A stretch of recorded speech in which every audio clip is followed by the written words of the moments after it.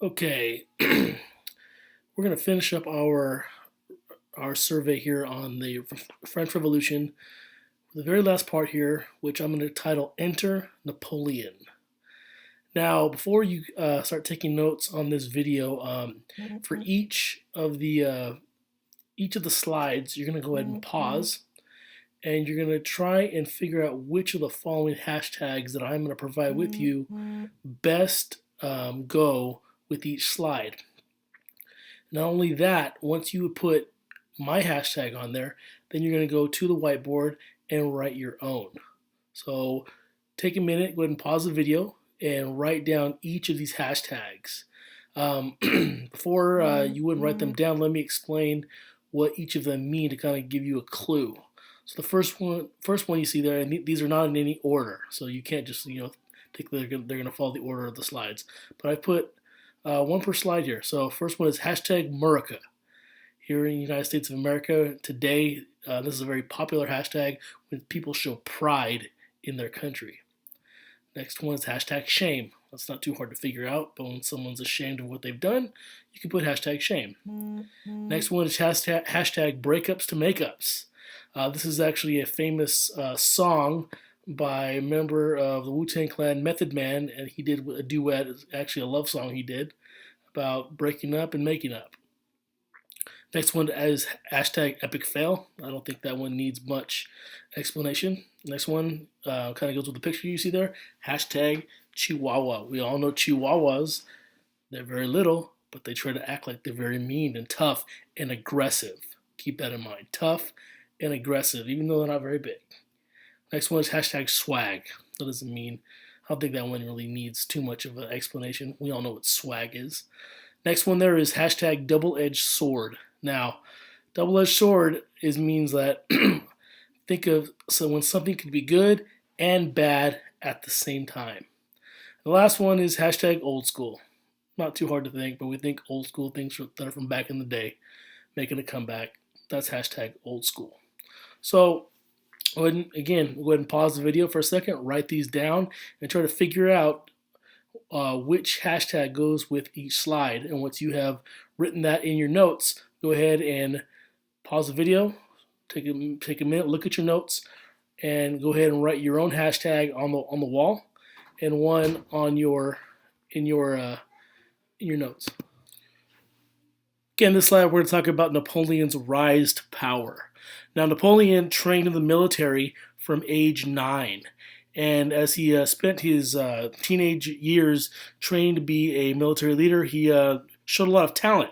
And during the French Revolution, when countries like Austria and England came and tried to attack France to stop the revolution, he defeated both of those countries in different battles and made him a war hero. Each victory made him more ambitious. He felt better about himself. Now, Napoleon, as you can see in the picture there on the top left, he's not a very tall man. In actuality, he was maybe average size, 5'8", 5'9", but the British said that he was 5'2", like he was real little, real small. But he was very aggressive. In actuality, he was bigger than the British said he was, but the British didn't like him, so they're going to say he's a lot smaller to kind of make him look bad.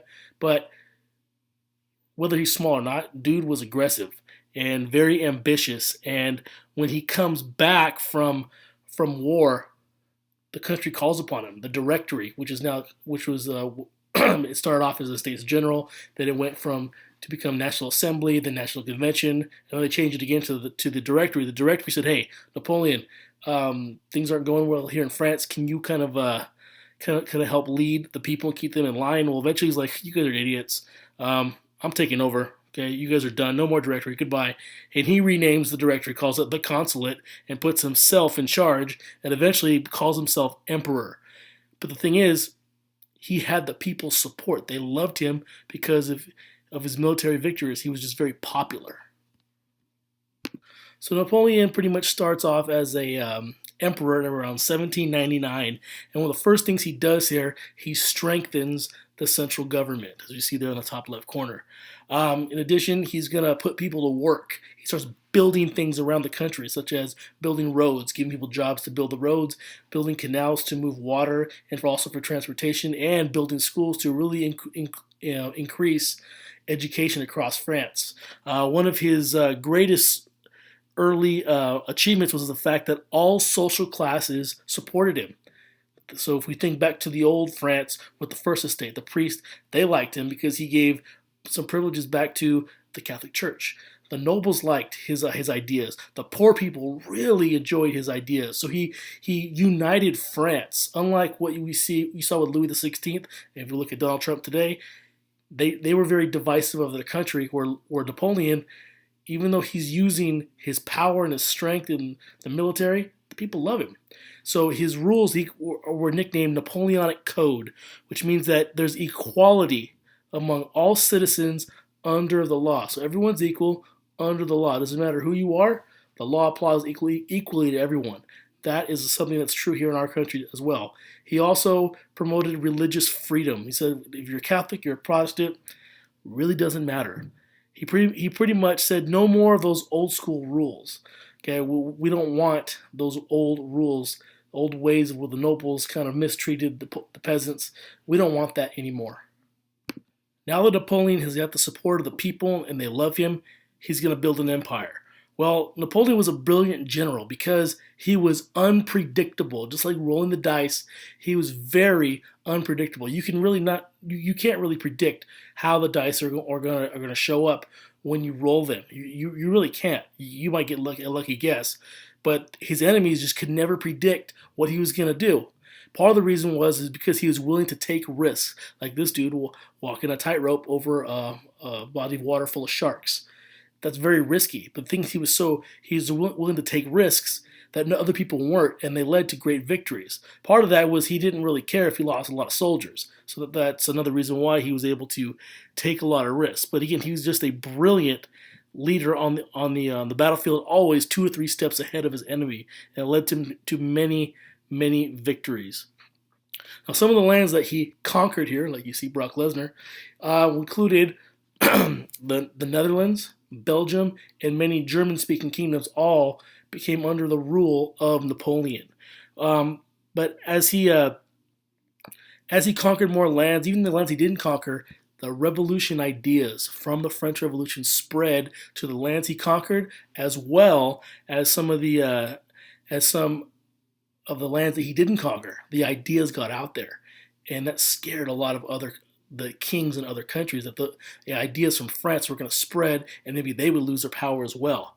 He eventually tried to attack England, but England's strong navy gave him a severe beatdown, and it kind of stopped right there for a little bit.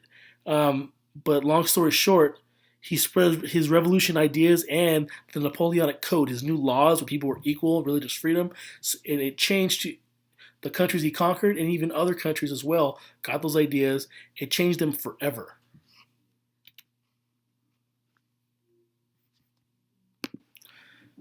Now, Napoleon faced many challenges of having an empire. As you get more and more land, you expand, you get bigger, it's going to come with problems. Think of someone who eats too much. The more you eat, the bigger you get, and you get more health problems. The same thing happens with a country. When a leader conquers more and more land, it's more land to take care of, and really it's a difficult situation. You have to face these challenges. So the first one thing you're going to see there is haters going to hate. The people he conquered a lot of them just didn't like him. And other countries that he didn't conquer didn't like him either because they thought, well, maybe we're next. So what's going to happen is that you're going to see a lot of copycats, as you see in the graphic there on the bottom left. Lots and lots of copycats. And they're going to see in Spain, they found a way to stop Napoleon from taking over. So word spreads, hey, this is how you stop the guy. So word spreads to other countries, hey, this is if we want to fight Napoleon and don't let him take over us, here's what you got to do. So the haters are going to start working together and copying each other to find ways to stop Napoleon from conquering. Now, Napoleon is going to bite off more than he can chew. That's an old saying when you probably do a little too much. He wants to go east and attack Russia. Russia is, number one, it's far away. But number two, he attacks them, and the Russian army says, you know what, Napoleon, we probably can't beat you straight up. We're not stupid. We're not going to fight you. So what they do, they retreat. They say, "Why don't you come into our country a little bit?" So Napoleon's marching. He's like, "Oh, this is easy. We got this, right?" But as he marches deeper into Russia, all the farms are burnt to the ground. The Russians are like, "Hey, Napoleon, you're so far away from home, you don't have food. So the only way you're gonna get food is you take our food. Well, if we burn the food, guess what? Your soldiers will starve." But then Napoleon makes the fatal mistake of attacking Russia in winter. And attacking Russia in winter is stupid because Russia, if you know anything about Russia, is very, very, very cold. So you have a bunch of tired and hungry soldiers in freezing cold. He he loses the vast majority of his soldiers. He marches back completely just embarrassed. He has a bad. His reputation suffers. As you see in the bottom, we see a picture of O.J. Simpson before O.J. was accused of killing his ex-wife. People loved him, great reputation. Since then, you think of O.J. Simpson, bad reputation. That's what happens to Napoleon. So Napoleon's gonna return from Russia like a dog with his tail between his legs. Okay, I know some of you are thinking about that picture. Okay, that's his tail. Okay, let's put it to. We're not gonna talk about that anymore. Okay, the saying of a dog with his tail between his legs is when they're embarrassed. They are ashamed of what they've done, and what's gonna happen is that he's like, man, I quit. I'm done. I don't want to be king anymore. I don't want to be emperor anymore. So France sends him to this island in the Mediterranean Sea near Italy called Elba, and he's supposed to just kind of just be there and just retire in shame. So France brings back the king. The monarchy has been restored. Louis the 18th, okay, relative of Louis the 16th, now takes over takes over as king. But really, it didn't last very long. The people are like, "No, Louis, never mind. You suck. You're just gonna go be everything worse. It's gonna go back to the way of your of your brother, Louis the 16th. It's not gonna work. We don't like you." Napoleon's like, "All right, I'm back. All right, here we go." So Napoleon's like, "All right, let's go. Let's get the army. Let's just bring back what I started. I think I had my time off on that island. I'm ready to go. Let's get the army rolling. Let's start it. Let's get back on the battlefield." And they were up in Belgium in a little small town called Waterloo. And the British are like, "No, Napoleon," waving the finger. "Sorry," like you see in the picture from the Terminator movie. Not going to happen. The British put a severe beatdown on Napoleon, and he's now done forever.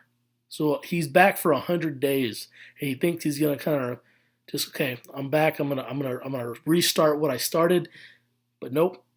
He gets a severe beating at one of the most famous battles in the history of the world called the Battle of Waterloo, defeated by the British. And Napoleon is now, it's his final defeat, and they finally send him to an island which he will never return, called St. Helena, off in the middle of the Atlantic Ocean, and we never hear from him again. This happens in about 1815. Napoleon dies 6 years later in 1821.